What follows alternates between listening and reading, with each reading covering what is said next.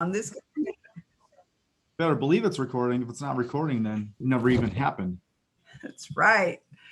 Happy Thursday, Steve. Great, happy, abundant, prosperous Thursday. Is today not just another amazing day to talk about the next component of E.C.H.O? Echo. Yes, absolutely. We've covered environment. We've covered consistency. Now we're on H. H is for habits. Habits, the automatic behaviors and thoughts that control our life, and we don't even realize it. That's right. So show me your habits and I'll predict your future. Yeah, it sort of goes back to what we talked about in environment. Show me your environment, I'll predict your future. And habits certainly carry just as much power and weight as our environment. As a matter of fact, our habits oftentimes are dictated by our environment because they support and they reinforce or they influence as well. So this is a really interesting conversation and or topic because this could go several different ways, but I want to make sure that we can bring to the forefront, to the audience here in this conversation, just simply the fact that if you think about this or consider it, we do what we are. I know that's more of an identity perspective, but identity really does correlate synergistically to habits. And so ask yourself this question: how often do you consider the patterns that you live in that run and rule your life? Well, what does that mean? Well, the patterns are what we do day in, day out, week in, week out that create essentially habit.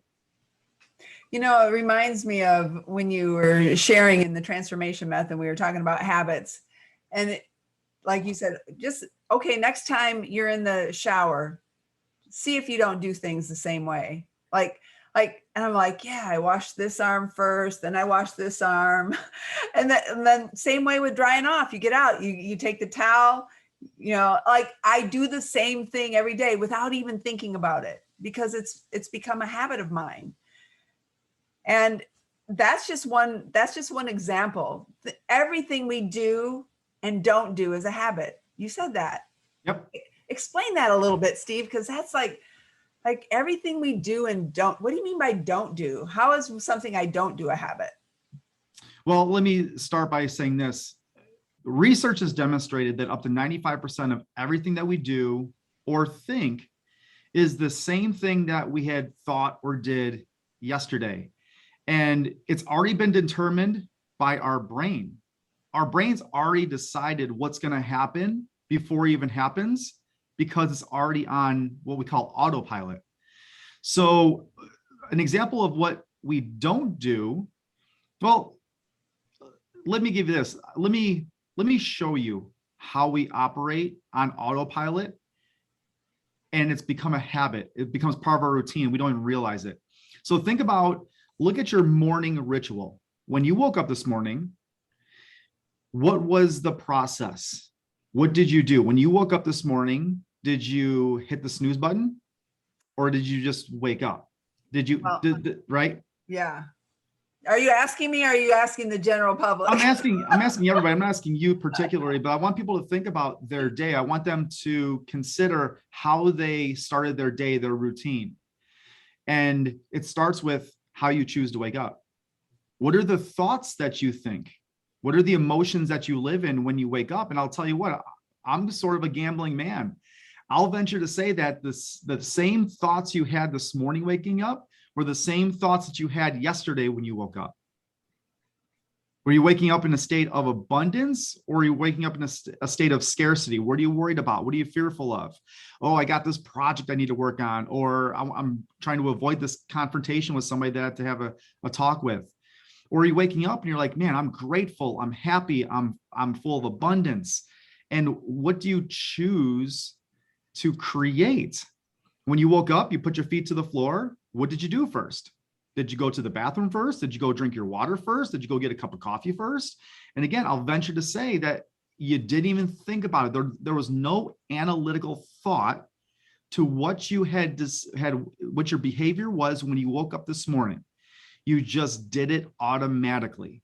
And I'll say that whatever you did today, very high probability, I can almost guarantee, is the same thing you did yesterday and the day before that and the week before that, even the month before that, if you have no awareness to what patterns are running your life. Right? So just consider that. What are the patterns that you have? And habits they're like a cell phone. If you open up your cell phone, you're going to have apps that are running in the background of your phone. So I know that when I have my kids' phone in particular, my son's 8, my daughter's 9, they have their own cell phones for like games and just doing some fun teasers and things. They have at any given time 20 apps open. They just open it up and they leave it open. They open it up, leave it open. And it's just running in the background of your life, just like our habits are. And how many times do we actually ask ourselves, well, how many habits do I have running in the background of my life? Which habits am I going to live in today? No, we don't ask that because it's just programmed. It's already there. It's already automatic. So that's how powerful habits can be. And that's why it's a critical component to our E.C.H.O, because what we put out is what we receive back. Hence, show me your habits, what you're putting out. I'll show you what you can get in return based on your future byproduct. So I had an opportunity to experience your children, JoJo and Jonna, and we had our Promise Keeper retreat this last weekend out here at the lake. And yeah, it was awesome. It was late. It wasn't late at night, but it was clearly the kids were ready to go up to flow. You stayed up in our motorhome. And so I walked them up there as you were visiting on the deck, and I had the privilege of observing them. So we walk in and I just kind of sat, and Jonna went over and she got her coloring book and some crayons, and she went and sat at the table. She might have mentioned butter noodles, that she hadn't had them yet. So I might have put those on the stove to heat them up for her. But then Jojo went back in the bedroom. He comes out, he's already dressed for bed. He has his electric toothbrush and he's brushing his teeth. And I thought to myself, now nobody asked those children to get ready for bed. Nobody, they just came in and did what they do, who they are. Joey got ready for bed. He brushed his teeth, and Johnny even says, "Why are you already brushing your teeth?" Well, because Joey was ready for bed. He was tired. He was, ready for a great night's sleep. He got his animals all lined up. He got his teeth brushed, his pajamas on, and he was ready. And I've observed even my own children and my grandchildren, my kids saying, "Go brush your teeth, go brush your teeth, go brush your teeth." And so it was just, when did you start having him brush his teeth? Is it just something he automatically always knows to do? And when you're at home, is he the same way? Same way. So how he behaves outside of our environment, which I'll call our home, is the same way he behaves inside the home. So you have to think about that. If you have children or grandchildren, how they behave inside the home is how they're likely to behave outside the home. And that started at an age where they could become analytical. And it probably was only the last few years. So we have this analytical part of our brain, which is the prefrontal cortex. And I'm not going to get into that in this conversation, but it's always the thinking part of the brain. And it's always thinking, I should be doing this instead of doing that, because I believe my interpretation of this habit is what people call a bad habit. And what's interesting about our brain is that we have this other part, which is the oldest part, the reptilian part of the brain, which sits in the back. And it is there. It's a fight or flight. It's a survival. And it has no determination or depiction if a habit, and that's what hosts the habits, by the way. That's why I'm bringing it up. So the reptilian part of the brain, not the analytical part of the brain, the executive part, which is the front of the brain, the prefrontal cortex. The reptilian part is what houses the habits.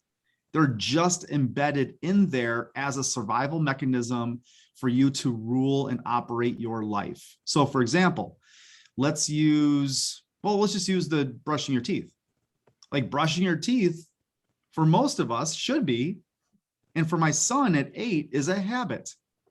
And people are like, well, of course it's a habit. No, it's not a habit, because there are still, as you had mentioned, there's still that conversation. Go brush your teeth, go brush your teeth, go brush your teeth. And so it's a repetitive piece. Our reptilian part of the brain that hosts and houses the habits does not determine if any habit is good or bad. It just knows that a habit is a habit and it's put in play for a survival. So we don't even know how to get and change and modify habits. That's why people remain stuck in what people call poor or bad habits. And that's probably the leading question that most people ask is, all right, well, if I know that I should be changing my habits, how do I change a habit? Right. And I think that's the question of the day. How do I change a habit? Well, the first thing is people are always going to say, well, I need to change my mindset. My mindset needs to shift in order for me to change a habit. Well, that's actually incorrect and it's false. And if you try to do that through changing your mindset, which I'm sure you've tried hundreds of times, you're going to eventually fall back into the same habit. Why is that? Because mindset is a psychological component. Psychological, remember, the analytical, the thought process. I'm going to think my way into a new process, a new routine, a new pattern. However, habits coming from the other side of the brain is neurological. It's already hardwired into our brain. So in order for us to change what we think and how we've done this process is, I'm going to think my way into a new pattern that's going to better serve me. So if I can recognize and acknowledge, let's say exercise. You asked me earlier, well, what exactly is like a not to do habit? Like if everything we do and don't do is a habit, what's a don't do? Well, don't do is I have a habit of not exercising. That's a habit of not doing it.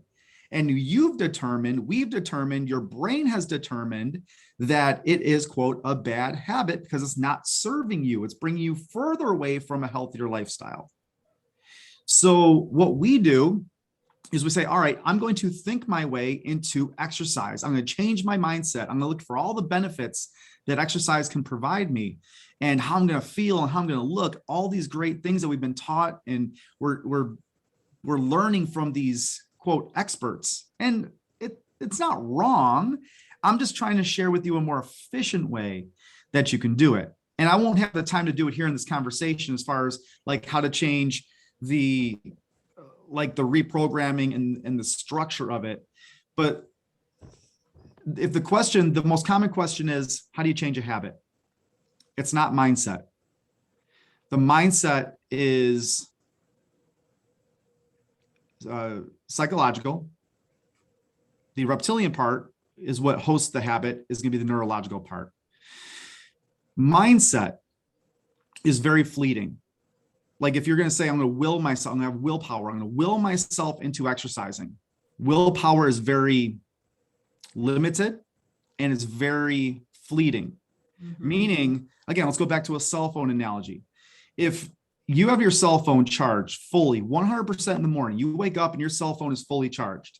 And throughout the day, you use your cell phone as frequently as you do, your cell phone loses power, it loses energy. By the end of the day, the battery is drained.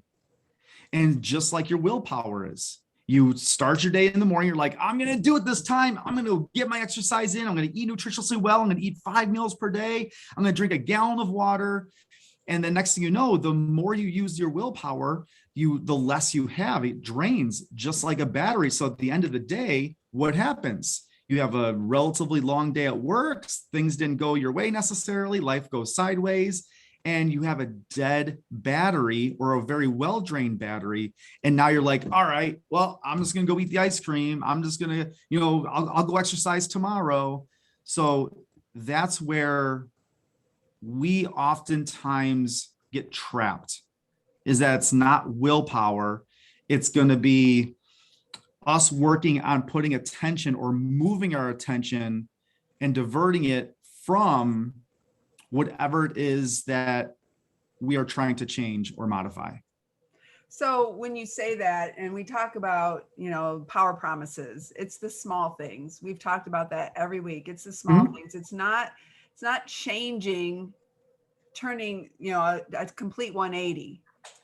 Like, I didn't exercise for decades of my life. So what did I do? I started with, I can show up for 30 minutes a day, 2% of my day, 30 minutes. I did that.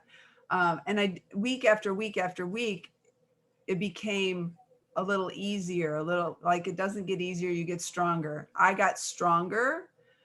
It became less stressful, and it was just the small things. So what you do every day matters more than what you do every once in a while. Mhm. So doing those small things over and over, like, let's just say March 20th of 2020, I was sedentary. I did not exercise. It was my not to do. It was not a habit of mine to do that.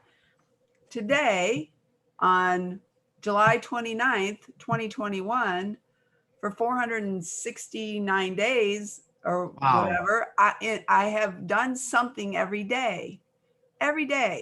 And so it's natural now for me to get up and want to move my body. It's a habit. It's become a part of who I am. And I can't not do something because I'm always thinking about my body's telling me to do that. So that habit voice that says you don't exercise is no longer screaming in my ear that that's who I am, because I have changed. I have changed a habit. It's level, like we talk about the levels of consciousness. Mhm. 1, you don't think, you don't do. Level 2 is you think about it and you don't do it. That's when the willpower drains your battery, because Mhm. you're drained down. Level 3 is you think about it, you do it, you become a promise keeper. It becomes a habit every day. I'm thinking about it, I'm doing it, I'm making it intentional, until it becomes level 4. You don't think about it, you just do it. It becomes a part of who you are. So Yeah. it's exciting. I'm excited about creating and changing, and we can change habits. I've proven to myself that I can change habits. But you're right. It wasn't mindset. It was action. It was, Yeah. Yeah. And for those that are listening, they're like, all right, well, why is it still so darn hard for me to change a habit that's not serving me? We have to dig a layer deeper, and we have to look and observe what's the ways of being that are driving that behavior. So for example, like, you're going to hear people say, all right, the most successful people, they read 15 minutes of something inspirational, or they read something of personal growth, personal development every single day. In theory, our prefrontal cortex says, hey, that makes a ton of sense to me. Like, that makes sense, because I know that if I can do that consistently over time, okay, again, going to consistency now, what we talked about last week, then I'm going to be able to have more success in my life. However, if you don't have a deeper foundational root of being committed way of being, then that action of reading will never happen. So you could still say, I'm going to do 2% of movement every single day, or do my walk, do my jog, do what you call it, go to the gym regularly. But if you don't have a way of being committed or responsible or driven, or one of self-integrity, doing the thing that you say you're going to do when you say you're going to do it, even when nobody else is watching, then you're going to be fighting an uphill battle. So the habit in itself is only going to be as strong as the way of being that you commit to behind that habit, or at least the awareness to the habit. So how do you change a habit? Start small. Like, just start small. And then you're not adding the habit, you're almost replacing it. So there's something in your life, like there's a not to do as well. And that's what we're talking about in our transformation method this week, or coming up, is what is a pattern in your life that is not serving you? We all have them. There's something that we do on a regular basis that we know is taking us away from where we really desire to be. And we have to omit that create a space, a vacuum, so that we can implement that new habit in there, or at least the new behavior. It's not a habit until you stop doing it. And then you're like, holy man, do I feel like poop? Because I'm not doing this. I'm not moving my body like I know I should be. I'm not drinking the water, and I'm feeling that ramification of it. That's how you know it's been a habit, because when you remove it, you're feeling the effects of it, and it makes you feel pretty pathetic. Well, there we have it on habits.